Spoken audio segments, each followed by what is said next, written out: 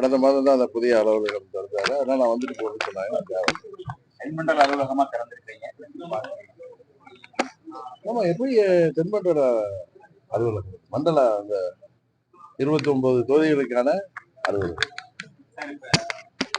ஏறத்தாழ வந்து எல்லா கட்சிகளுமே வந்து பணம் ரீதியிலான தேர்தல் வாக்குறுதிகள் அரசியல் கட்சிகள் இந்த மாதிரியான ஒரு பணம் ரீதியிலான ஒரு 10,000 கொடுக்குறோம், 2,000 கொடுக்குறோம், ஆளும் கட்சியாக இருந்தாலும் சரி, எதிர்கட்சியாக இருந்தாங்க, இந்த மாதிரியான ஒரு அறிவிப்புகள் வந்து ஒரு ஜனநாயகத்துல ஒரு சரியான அணுகுமுறையா இருக்குமா?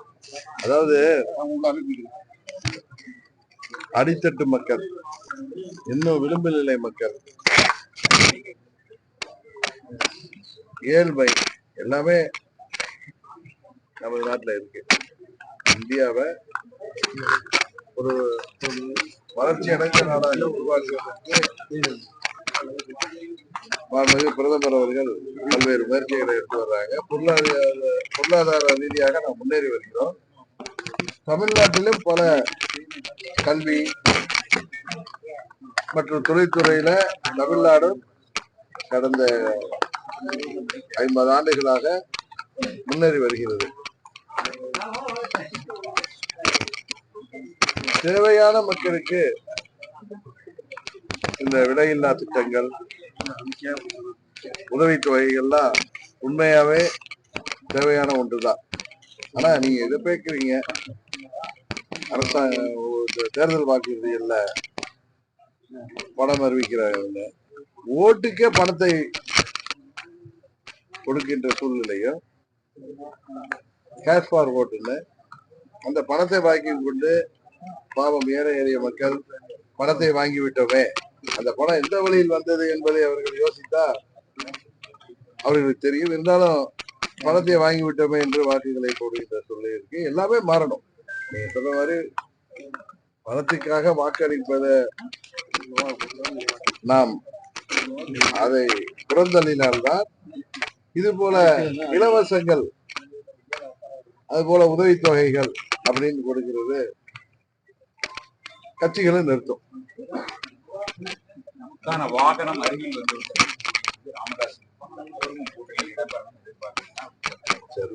பெரியவர் என்ன முடிவு எடுத்திருக்கிறாரு தெரியாத ஒரு விஷயத்தை நானா பேசக்கூடாது. இல்ல, போகிற வண்டியெல்லாம் ஏற முடியாது, நமக்கான வாகனம் அருகே வந்து விட்டது, நம்ம இலக்கை அடைக்கக்கூடிய வாகனம் கூட்டணி வரணும் அப்படிங்கறத விருப்பப்படுறீங்களா? இல்லை, பொதுவாக தேசிய ஜனநாயக கூட்டணி தமிழ்நாட்டில் அனைத்து இந்திய அண்ணா திராவிட முன்னேற்ற கழக தலைமையில் அமைந்திருக்கிற கூட்டணி மேலும் பலப்படுவது இன்னும் தேர்தல் வெற்றிக்கு உதவியாக இருக்கும் என்பது எனது பொதுவான கருத்து. இது எல்லாரும் சொல்றதுதான். மற்றபடி எந்தெந்த கட்சிகள் வர வேண்டும் என்பது அந்தந்த கட்சியின் தலைவர்கள் தான் எந்தெந்த கூட்டணிக்கு செல்ல வேண்டும் என்பதை அவர்கள் தான் முடிவெடுக்கிறார். நாங்க 100 கிலோமீட்டர் வேகத்துல ஓடுறது இருந்தா 1000 கிலோமீட்டர் ஓடுறதுக்கு வாய்ப்பு கிடைச்சா நல்லா இருக்குமே நினைக்கிறது தப்புதானே.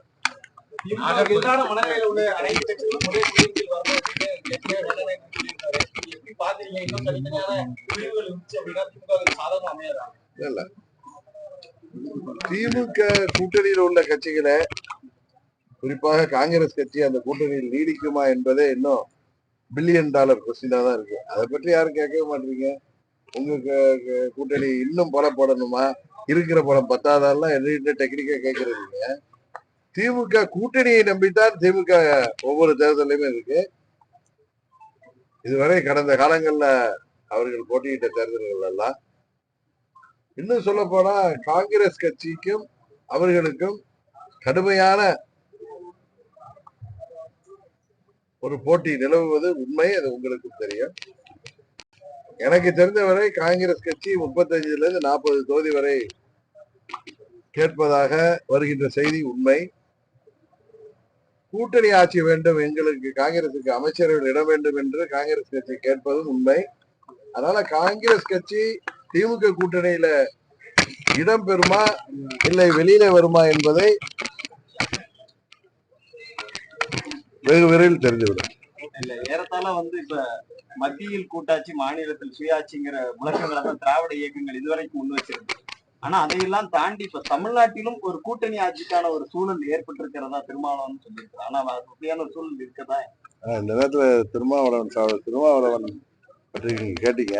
நேற்றைக்கு கூட அவர் எங்களை பத்தி சொன்னப்ப அண்ணன் ஓபிஎஸ் பற்றி நான் சொன்ன கருத்தை அவர் ஏற்றுக்கொள்ளவில்லை என்றார். நான் அண்ணன் ஓபிஎஸ் அவருடைய உரிமை, அவருடைய விருப்பம், அவர் எந்த கூட்டணியில் வேண்டுமானாலும் செல்லலாம், எந்த கட்சியில் கூட போய் சேர்ந்து போட்டியிடலாம். நான் அதை பற்றியெல்லாம் நான் கருத்து சொல்ல, அது அவருடைய தனிப்பட்ட விருப்பம். நான் சொன்னது நண்பர் திருமாவளவன் அவர்கள் இயக்கம் கண்டார். கடந்த 50 ஆண்டுகளுக்கு மேலாக திமுகவை எதிர்க்கின்ற அரசியல் தான் அண்ணா திராவிட முன்னேற்ற கழகம் செய்து வருகிறது. அந்த தலைவர்கள் ஆசியோடு, எம்ஜிஆர் மற்றும் அம்மாவுடைய ஆசியோடு திரு ஸ்டாலின் அவர்கள் மீண்டும் முதல்வர் ஆவார், மீண்டும் ஆட்சி வைப்பார் என்று ஐயப்பன் அவர்களை பேச வைத்தது, அது சட்டமன்றத்திலே பேச வைத்து, அது சட்டமன்ற பதிவேட்டிலே ரெக்கார்ட் பண்ண வைத்ததை எந்த ஒரு அம்மாவின் தொண்டரும், எந்த ஒரு அதிமுக தொண்டரோ இல்ல எந்த ஒரு புரட்சி தலைவர் தொண்டரும் ஏற்றுக்கொள்ள மாட்டார். அது எங்களுக்கு பெரிய மனவலியை கொடுத்திருக்கிறது என்கிற முறையில தான் நாங்கள் அதற்கு எதிர்வினை ஆற்றினோம். அதுவும் நாகரிகமான முறையில, நாகரிகமான வார்த்தைகளை தான் சொன்னோம். ஆனால் அவர் அதை புரிஞ்சுக்கணும். நாங்கள் எல்லாம் புரட்சி தலைவர் எம்ஜிஆர் அவர்களின் தொண்டர்கள், அம்மா அவர்களின் தொண்டர்கள். எங்கள் தலைவர்கள் ஆட்சியோடு திரு ஸ்டாலின் அவர்கள் முதலமைச்சர் ஆவார் என்று சொன்னதை எப்படி எங்களால் ஏற்றுக்கொள்ள முடியும் என்பது தெரியவில்லை. நான் கேட்ட கேள்வி கூட்டணி, தமிழ்நாட்டில் ஒரு கூட்டணிக்கான சூழல், மத்தியில கூட்டாட்சி, தமிழ்நாட்டிலும் கூட்டாட்சிக்கான ஒரு சூழல். அவர் என்ன கூட்டணி ஆட்சி வேண்டும் கேட்கிறாரா? அதெல்லாம் அவர் கேட்கல. நாங்க அதிக சீட்டுகள் கேட்போம், ஆனா குடுக்கலனாலும் போட்டிடுவாங்கிறாரு. அவர் கிளியரா சொல்லட்டும். தமிழ்நாட்டுல அவருக்கு இருக்கிற கூட்டணி திமுக கூட்டணி ஆட்சி அமைக்க வேண்டும் என்கிற கோரிக்கையை நண்பர் திருமாவளவன் பொதுவெளியில் சொல்ல தயாராக இருந்தால் அதை பற்றி பிறகு நான் பதில் சொல்றேன்.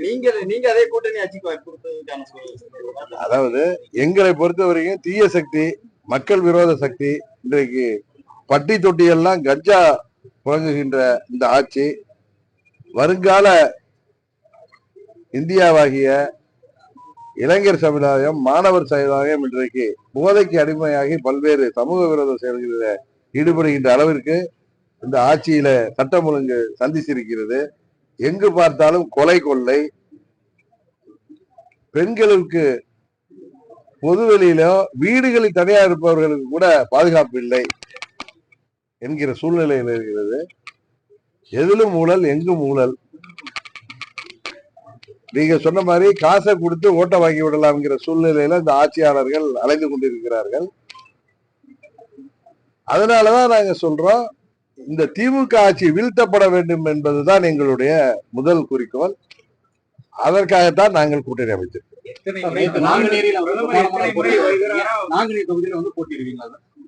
நான் தான் தேர்தலில், சட்டமன்ற பொது தேர்தலில் போட்டியிட மாட்டேன்னு தான் சொல்லியிருக்கேன்.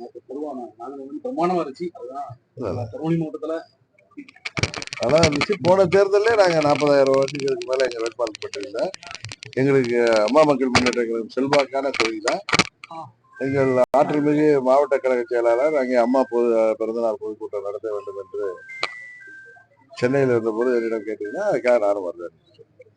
தேர்தல் வந்தாதான் பிரதமர் இத்தனை முறை பிரதமர் வருகிறாரோ அதன் அடிப்படையில திமுக தொடர்ந்து கூடுதலாக வெற்றி பெறும். நாகர்கோயில்ல முதலமைச்சர் எல்லாம் பேசுறாரு. அவர் எவ்வளவு பயந்துட்டு இருக்காருங்கிறது அவருடைய செயல்பாட்டிலே தெரியுது. காங்கிரஸ் மிரட்டை கூட அவங்களால சமாளிக்க முடியல. விஜயை பார்த்து ஒரு பக்கம் பயம். இங்க தேசிய ஜனநாயக கூட்டணி மீண்டும் 21 போல் இல்லாமல் இன்றைக்கு பயங்கர பலம் பெற்றிருக்கிறது என்பது தெரியும். 5 ஆண்டு ஆட்சியில மக்கள் எவ்வளவு வேதனையில் இருக்கிறார் என்பது தெரியும். வெறும் இன்றைக்கு பணநாயகத்தை மாத்திரம் நம்பி முதலமைச்சர் நம்பி இருக்கிறார். அதனால அவர் பேசுறப்ப இப்படிதானே பயமா இருக்கிறவங்க பயத்தை மறைக்க பேசுற மாதிரி தான் பேசுறாரு.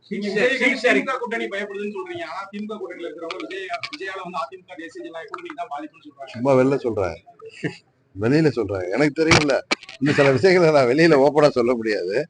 அதனால சொல்றேன், ரொம்ப பயப்படுறேன்.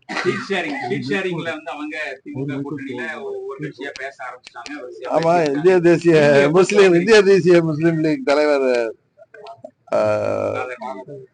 பெரியவர் காதர் மொய்தீன் பாவம் ரைட்டு வந்துட்டு ஏற்கனவே 3 சீட்டு கொடுத்துருந்தாங்க, இப்ப 2 தான் தர்றேன்னு சொல்லி பாவம் டீஹைட்ரேஷன் ஆகி மயக்கம் விட்டுறதெல்லாம் பார்த்தோம். எங்களுக்கு இன்னும் ஆரம்பிக்கல. இனிமேதான் இன்னொன்னு நான் அன்றைக்கு சொன்னதை தவறாகவும் சில பேர் புரிந்து கொண்டார்கள் அல்லது அவர்கள் தொலைக்காட்சியில் அப்படி போட்டிருக்கலாம். அதாவது தேசிய ஜனநாயக கூட்டணியில அங்கம் வகிக்கிற நாங்கள், அது அம்மா மக்கள் முன்னேற்ற கழகம், தேசிய ஜனநாயக கூட்டணினால பிஜேபி தலைமையிலான கூட்டணி தான் என்டிஏ கூட்டணிங்கிறது. இந்திய அளவுல பாஜக தலைமையிலான கூட்டணி. தமிழ்நாட்டுல அனைத்து இந்திய அண்ணா திராவிட முன்னேற்ற கழக தலைமையில அமைந்திருக்கு.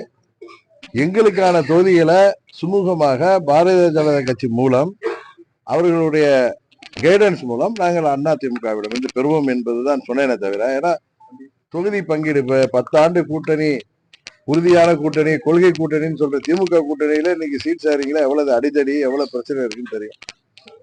அதே போன்ற எந்த ஒரு பிரச்சனையும் வராமல் சுமூகமாக எங்கள் கூட்டணியில தொகுதி பங்கீடு நடைபெற்று நாங்கள் வெற்றியை நோக்கி செல்ல வேண்டும் என்பதற்காகவே நான் எப்படி தேர்தலில் போட்டியிட வேண்டாம் என்று முடிவெடுத்தோன்னா, அது போல சுமூகமான அந்த நிலை எட்டப்பட வேண்டும் என்பதற்காகத்தான் நான் பாரதிய ஜனதா கட்சியோட கைடன்ஸோட எங்கள் கட்சிக்கு தேவையான சீட்டுகள் பெறுவேன் என்று சொன்னேன். வேற ஒரு மனமாச்சரியம்லாம் இல்ல.